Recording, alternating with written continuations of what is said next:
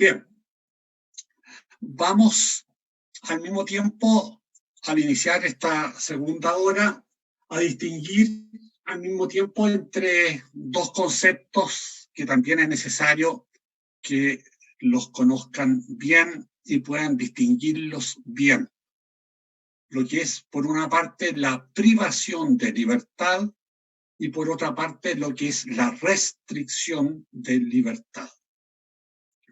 Podemos decir que ellos deben ser considerados teniendo presente la situación específica, ¿cierto?, que va a poder caracterizar a estas medidas, como también su duración, sus efectos y cómo esas medidas se concretan.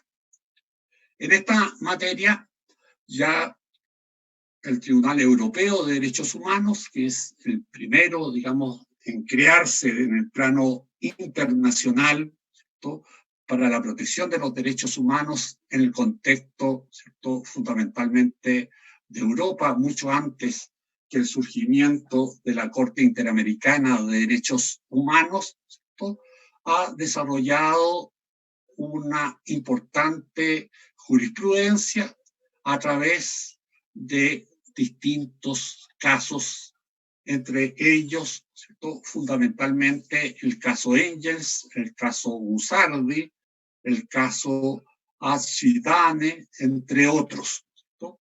Y en el fondo podemos en esta perspectiva señalar que la restricción de la libertad personal se identifica por constituir limitaciones de la libertad que son de carácter leve, que se practican con el objeto de desarrollar averiguaciones vinculadas a la función preventivo-policial y de mantenimiento de la seguridad ciudadana que la Constitución entrega como competencia a las autoridades gubernativas, las que por regla general no están vinculadas a la existencia, por lo tanto, de un proceso penal.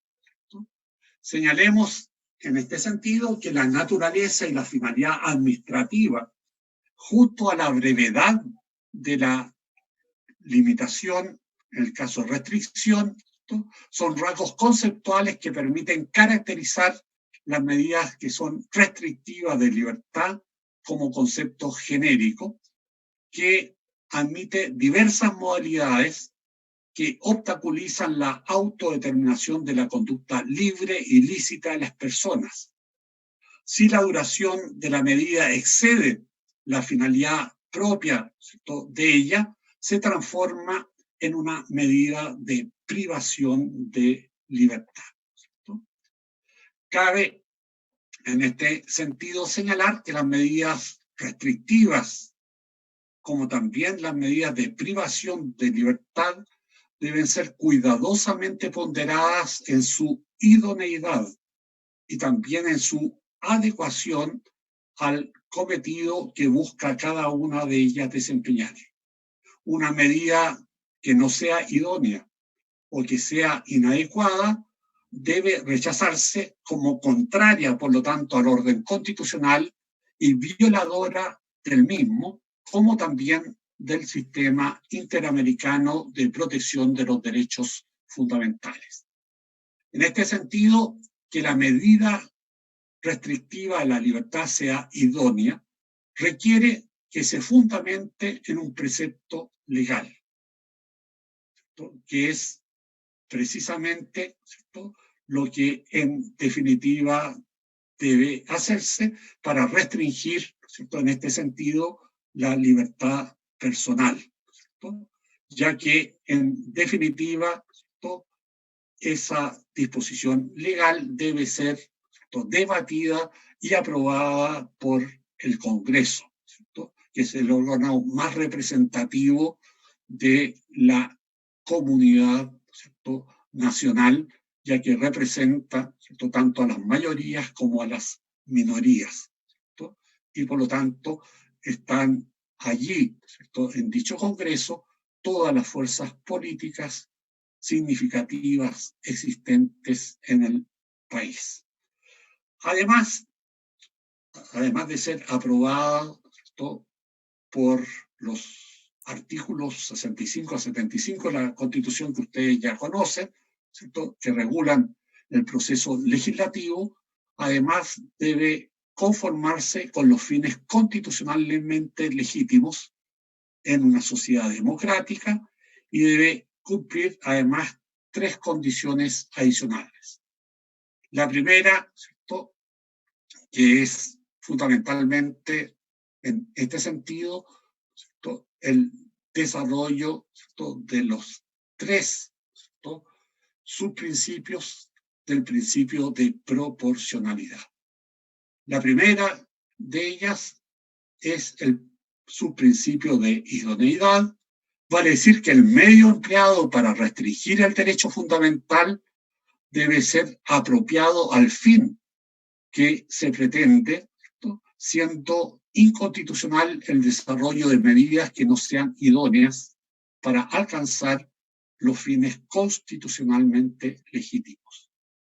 La segunda, ¿cierto?, que constituye el segundo subprincipio de proporcionalidad, ¿cierto?, es el principio de necesidad o exigibilidad, que especifica que el medio utilizado para alcanzar el fin legítimo debe ser el menos gravoso y el más eficaz, ya que si existen otros medios menos gravosos e igualmente eficaces, deben emplearse ellos y no el que se está empleando.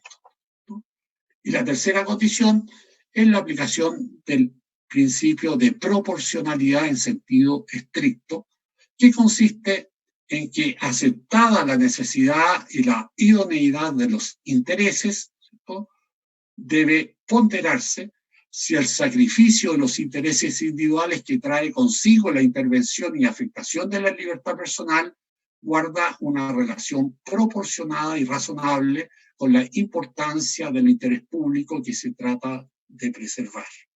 Ello implica, por lo tanto, evitar de recargar a la persona afectada con una medida excesiva, sin que con dicha medida se vea favorecido el bien común. En este sentido, también ha habido pronunciamientos de la Corte Interamericana de Derechos Humanos. Así, en el caso Gargarán-Panday, en el párrafo 47 de la sentencia, se establece que la prohibición de detenciones o encarcelamientos arbitrarios implica que nadie puede ser sometido a uno u a otro por causas y métodos que, aun calificados de legales, puedan reputarse como incompatibles con el respeto a los derechos fundamentales del individuo por ser, entre otras cosas, irrazonables, imprevisibles o faltos de proporcionalidad. Cabe al mismo tiempo señalar dentro de esta perspectiva que también las detenciones deben cumplir requisitos de acuerdo al principio de proporcionalidad. En esta perspectiva, las detenciones masivas o indiscriminadas, en las cuales no se satisfacen los requisitos de necesidad, razonabilidad y proporcionalidad, sin que haya, por lo tanto, una justificación para la detención de cada uno de los individuos que participan de dicho grupo, constituye una medida arbitraria que afecta el derecho a la libertad personal. Por lo tanto, los sujetos activos de la restricción o privación de libertad, salvo el caso de delito flagrante, ¿cierto?, son las fuerzas de orden y seguridad pública, que están taxativamente señaladas, ¿cierto?, en el artículo 101 de la Constitución. Y ellos son fundamentalmente quienes están habilitados para, ¿cierto?, concretar estas medidas de privación de libertad, carabineros e investigaciones. Señalemos en este sentido que la coacción policial puede ser forzada o directa. La coacción forzada supone la existencia previa de una orden emanada de una autoridad administrativa que se pretende hacer cumplir con el uso de la fuerza. La coacción directa, a su vez, implica una actuación directa sin la existencia de una orden previa de los miembros de la administración respecto del hecho que es contrario al orden establecido. En esta perspectiva, por lo tanto, podemos considerar las retenciones policiales.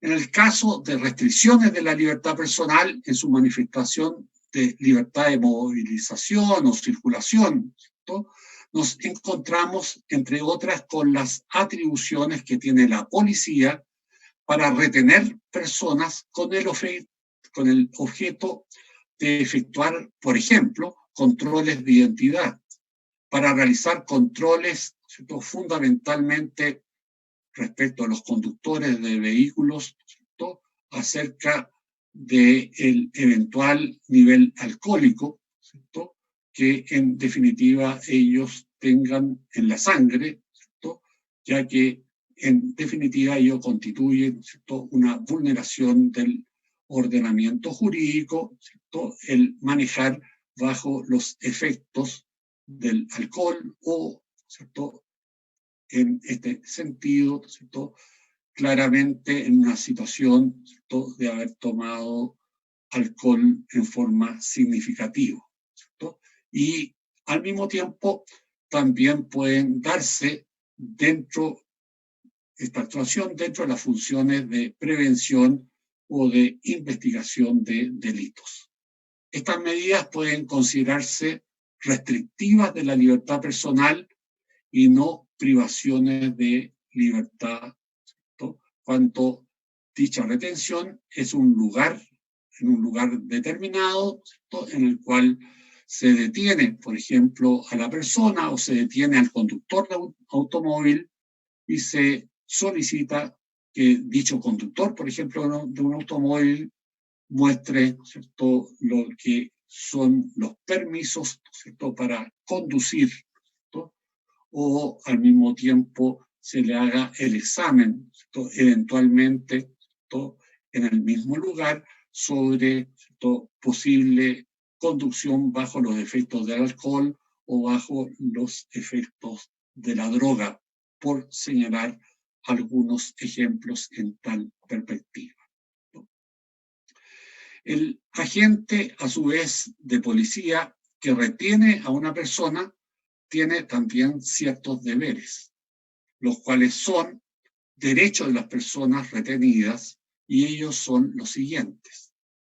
El policía debe identificarse debidamente antes de realizar cualquier actuación. A su vez, debe informar al afectado de los motivos por los cuales se le retiene. Tiene también que desarrollar un trato correcto en las relaciones con el retenido, respetando, por lo tanto, su dignidad y su honor. Debe cumplir diligentemente los trámites, plazos y requisitos establecidos por la ley respecto de la medida que a su vez está ejercitando. Por lo tanto, en este sentido, el Código Procesal Penal, en su actual artículo 85, inciso primero, determina que los funcionarios policiales, para decir carabineros e investigaciones, pueden, sin orden previa de los fiscales, solicitar la identificación de cualquier persona en casos fundados, tales como la existencia de un indicio de que dicha persona hubiere cometido un crimen o simple delito, de que se dispusiere a cometerlo o de que pudiere suministrar informaciones útiles para la indagación de un crimen o simple delito. La identificación se realiza en el lugar que la persona se encontrare por medio de documento de identificación expedido por la autoridad pública, como la cédula de identidad, eventual licencia de conducir o el pasaporte. El funcionario policial deberá otorgar a la persona facilidades para encontrar y exhibir estos documentos. El inciso tercero del artículo 85 agrega que en caso de negativa de una persona a acreditar su identidad o se hubiera recibido las facilidades del caso, no le fuere posible hacerlo, la policía lo conducirá a la unidad policial más cercana para fines de identificación. Si no le hubiera sido posible acreditar a dicha persona su identidad, se le harán en ese lugar facilidades para procurar una identificación satisfactoria por otros medios distintos de los ya mencionados. Si esto último no resultare posible, se ofrecerá a la persona ponerla en libertad de inmediato si autorizare por escrito que se le tomen huellas digitales, las que solo podrán ser utilizadas para fines de identificación y cumplido dicho propósito serán destruidas. Señalado ello, el inciso cuarto de esta disposición determina que el conjunto de procedimientos detallados en los incisos que acabamos de describir no deberá extenderse por un plazo superior a 6 horas, transcurridas las cuales la persona que ha estado sujeta a ello deberá ser puesta en libertad, salvo que existan indicios de que ha ocultado su verdadera identidad o ha proporcionado una identidad falsa.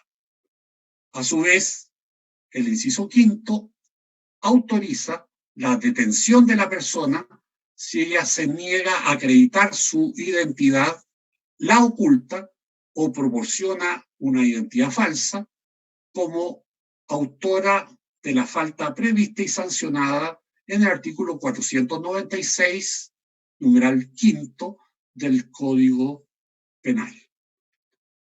Señalemos asimismo que la Corte Interamericana de Derechos Humanos ha determinado que frente a las diferencias que hace el Estado entre una retención y una detención, este tribunal advierte que ambas constituyen privaciones a la libertad personal y como tales deben ajustarse estrictamente a lo que la Convención Americana y la legislación interna establezca al efecto, siempre y cuando ésta sea compatible con la Convención. A su vez, otra forma de restricción del ejercicio de la libertad ambulatoria está explícitamente señalada en la propia Constitución política para algunas autoridades políticas. En efecto, tenemos que recordar que el presidente de la República requiere autorización para salir del país por más de 30 días o en los últimos 90 días de su mandato, lo que debe ser otorgada por el Senado, según determina el artículo 25, número 3 de la Constitución Política de la República. Por lo tanto, si no obtiene el acuerdo del Senado, el presidente de la República no puede salir por más de 30 días, ni tampoco en los últimos 90 días de su mandato presidencial. También debemos tener presente que los senadores y diputados deben solicitar permiso a la Cámara a la que pertenecen o en el receso de dicha Cámara a su presidente para ausentarse por más de 30 días del territorio nacional. De no mediar autorización, el senador o diputado cesa en el cargo según las disposiciones del artículo 60, inciso primero de la Constitución Política de la república. Y a su vez, podemos también referirnos al arraigo, que constituye una restricción circunstancial y de carácter temporal de la libertad ambulatoria. Así, en casos graves y urgentes, el juez puede prohibir la salida del territorio nacional al imputado mediante la dictación de una orden de arraigo que está prevista expresamente en el artículo 155, literal D, del Código Procesal Penal. Cabe señalar, en todo caso, que el derecho a la libertad personal solo puede ser afectada y regulada en su ejercicio, como ya sabemos, por la ley. Todo ello de acuerdo con el principio de reserva legal para la regulación de los derechos establecido por la Constitución y en los tratados internacionales de derechos humanos ya señalados, resguardando siempre su contenido esencial y el estándar mínimo asegurado convencionalmente conforme al principio pro homine o favor persona. Señalemos a su vez que la Convención Americana de Derechos Humanos, en el artículo 7º, párrafo 2º, ya analizado, establece igualmente el principio de reserva legal para la afectación de la libertad física, como también lo exige en tal sentido la Constitución. Solo la ley y nadie más que el legislador puede regular los casos y formas en que cabe la afectación de la libertad personal o libertad física. Solo el legislador formal, el Congreso Nacional, debe regular los ámbitos de la libertad personal. La reserva de ley debe ir acompañada del principio de tipicidad, que permite establecer concretamente los supuestos a través de los cuales esto se afecte la libertad personal. En este sentido, también debemos tener presente el Código Procesal Penal, cuyo artículo 5 nos señala que no se podrá citar, arrestar, detener, someter a prisión preventiva ni aplicar cualquier otra forma de privación o restricción de libertad a ninguna persona, sino en los casos y en la forma señalados por la Constitución y las leyes. En este sentido, tengamos presente también el fallo de la Corte Interamericana de Derechos Humanos en el caso Usón Ramírez versus Venezuela, cuyo párrafo 145 de la sentencia señala que esta Corte ha establecido que la reserva de ley debe forzosamente ir acompañada del principio de tipicidad que ya hemos señalado, que obliga a los estados a establecer tan concretamente como sea posible y de antemano las causas y condiciones de la privación de la libertad física. De este modo, el artículo 7.2 de la Convención remite automáticamente a la normativa interna. Por ello, cualquier requisito establecido en la ley nacional que no sea cumplido al privar a una persona de su libertad generará que tal privación sea ilegal y a su vez también simultáneamente contraria a la Convención Americana de Derechos Humanos. En este sentido, por lo tanto, es necesario, por otra parte, referirse a las leyes reguladoras de los derechos de la libertad personal y de locomoción, las cuales tampoco pueden ser afectadas en el contenido esencial de la libertad personal. Acordémonos, ¿cierto?, que fuera el principio de reserva de ley, de tipicidad, ¿cierto?, también está, ¿cierto?, como limitante del legislador para regular el derecho a la libertad personal, ¿cierto?, el que no pueda afectar el contenido esencial de dicha libertad personal. ¿No? En tal perspectiva, la Constitución determina que solo se puede ser arrestado o detenido por el orden de autoridad competente para ello después de que la orden al mismo tiempo le sea intimada en forma legal, de acuerdo a lo que determina el artículo 19, número 7, en su literal C, ¿cierto? Lo que a su vez implica, ¿cierto?, que la intimación implica mostrar fundamentalmente la orden, ¿cierto?, que en definitiva implica la privación de libertad y los motivos por los cuales ella se concreta. A su vez, si nos referimos al arresto, ¿cierto?, podemos decir que el arresto constituye una medida de apremio legítima destinada a compeler a la persona afectada por una medida al desarrollo de una conducta determinada. Por ejemplo, cuando el tribunal la decreta respecto de un testigo que se niega a colaborar con la justicia, o cuando hay desacato a la orden de un tribunal, o cuando se adopta como medida de seguridad durante la vigencia de un estado de excepción constitucional, y cuando se aplica como apremio a quien se niega a cumplir con deberes de alimentación respecto de sus hijos, entre otras alternativas posibles. Por otra parte, tenemos la detención. Y la detención es una situación fáctica que ocurre a una persona a la que se le impide realizar una conducta que desarrollaría voluntariamente de no existir la coacción que se lo impide, la que busca concretar una medida privativa de libertad. En este sentido, por lo tanto, la detención constituye siempre, ¿no?, una medida privativa de libertad.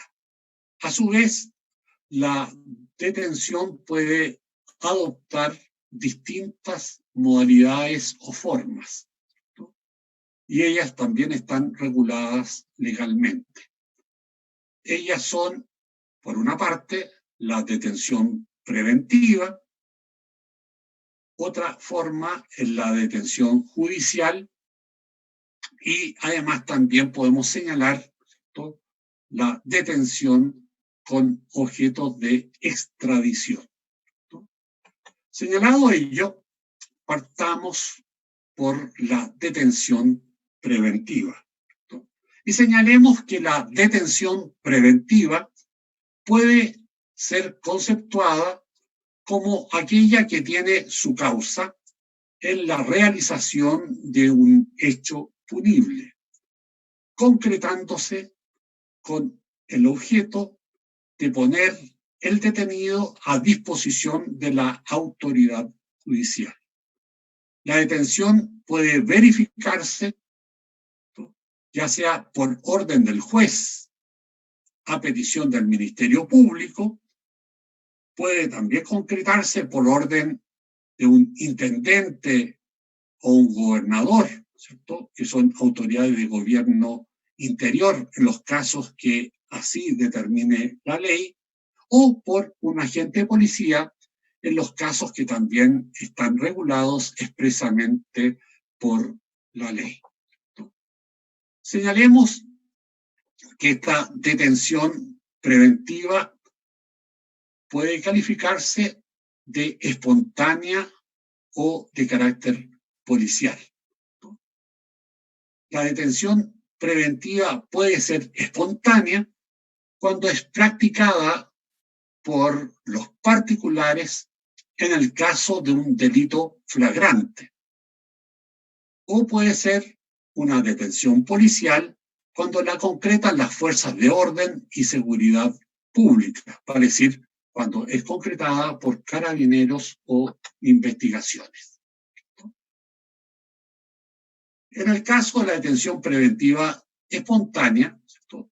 La persona objeto de la detención por flagrancia, ¿cierto?, puede ser en este sentido detenida por cualquier persona, también por guardias de tiendas comerciales, si se produce, por ejemplo, un hurto, un robo dentro del local comercial, y solo puede concretarse si la persona efectivamente ha cometido un hecho punible, ¿no?, para decir cualquier delito, con el objeto de que el delincuente no eluda la acción de la justicia, siendo dicha persona puesta de inmediato a disposición de la autoridad competente. El propio texto constitucional, en el artículo 19, número 7, en el literal C, precisa que, sin embargo, podrá ser detenido el que fuere sorprendido en delito flagrante con el solo objeto de ser puesto a disposición del juez competente dentro de las 24 horas siguientes. Dicha disposición establece una excepción al principio de que toda persona debe ser practicada, de que toda detención debe ser practicada por orden del funcionario público competente e intimada en forma legal, lo cual solo opera, ¿cierto?, en estos casos excepcionales, ¿cierto?, de cuando ocurre un delito flagrante. Los particulares pueden detener, por lo tanto, en el caso de estos delitos, ¿cierto? Podemos señalar en tal perspectiva que así lo especifica el artículo 129 del Código Procesal Penal.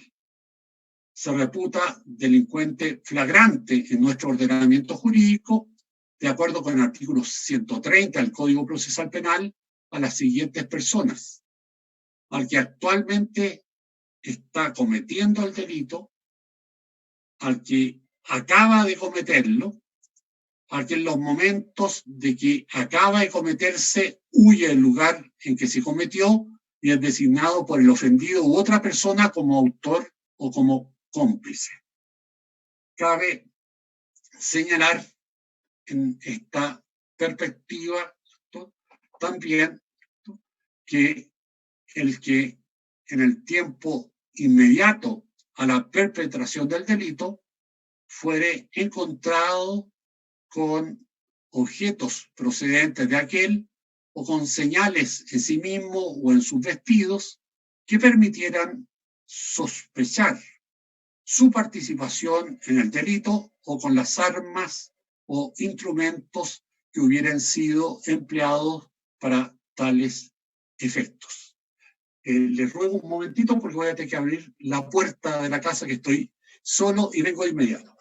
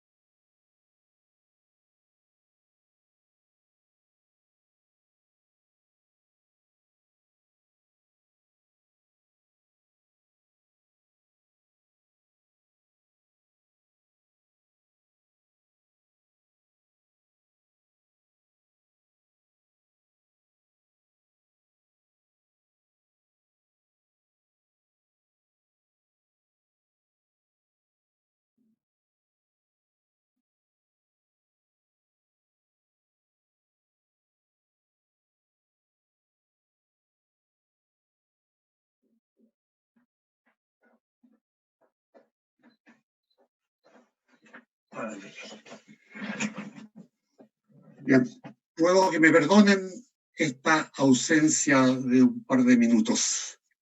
Bien, y para terminar la situación fundamentalmente de las personas, ¿no es cierto?, que pueden ser detenidas, ¿no es cierto?, se encuentra también la persona que señala a quien arranca, ¿no es cierto?, el lugar donde se cometió el delito como autor, cómplice o encubridor del mismo delito.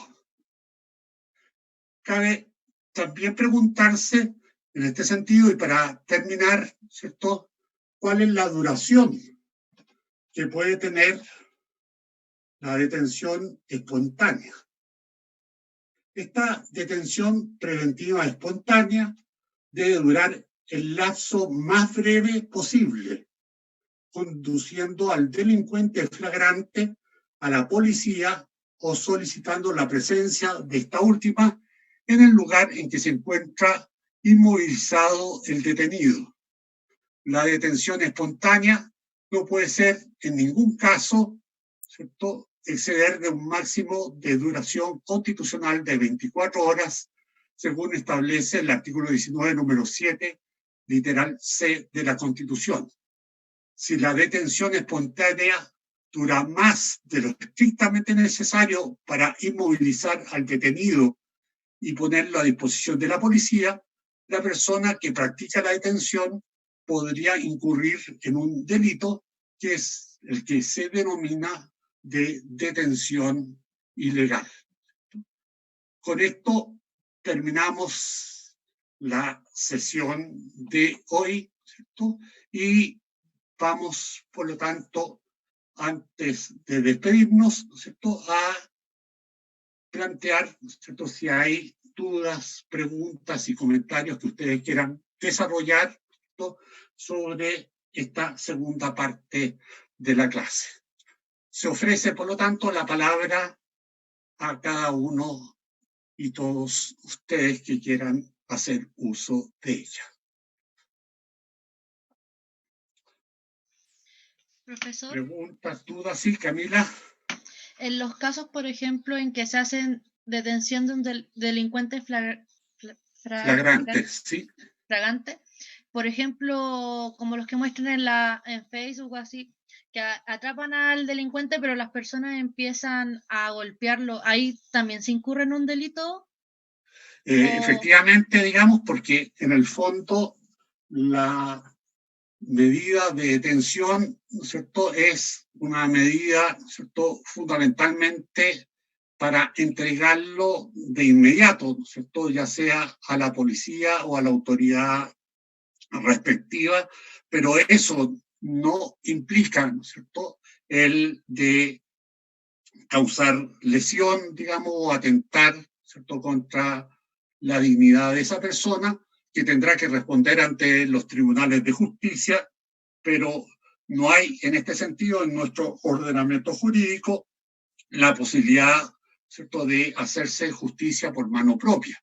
Y desde ese punto de vista, ¿cierto?, el que así actúe puede, por lo tanto, ser eventualmente, ¿cierto?, imputado de cometer delitos de lesiones, ¿cierto?, o al mismo tiempo de, ¿cierto?, eventualmente a premios ilegítimos, ¿cierto?, y por lo tanto eventualmente puede, ¿cierto?, en tal sentido, ¿cierto?, ser también enjuiciado por desarrollar esas conductas ilícitas, ¿cierto?, como es afectar, ¿cierto?, la integridad física o psíquica de el delincuente que ha sido objeto de detención.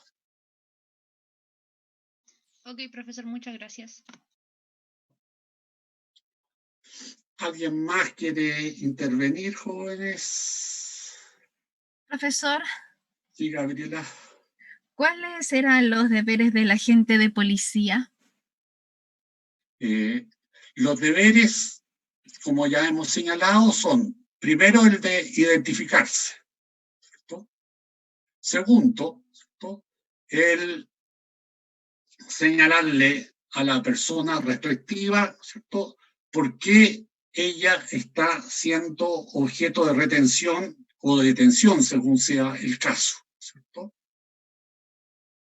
Tercero, ¿cierto? Señalarle los derechos que la persona tiene, ¿cierto? Para ser detenida, ¿cierto? O al ser detenida, ¿cierto? Al mismo tiempo, el trato, ¿cierto? De respeto respecto de la persona detenida, ¿cierto? Y luego, obviamente, el policía debe, ¿cierto? Entregar a la persona detenida, ¿cierto? Ante el tribunal que corresponda dentro de los plazos que ya hemos señalado. Muchas gracias, profesor. ¿Alguna otra pregunta, duda, comentario sobre alguna de las instituciones o alguno de los aspectos que hemos visto?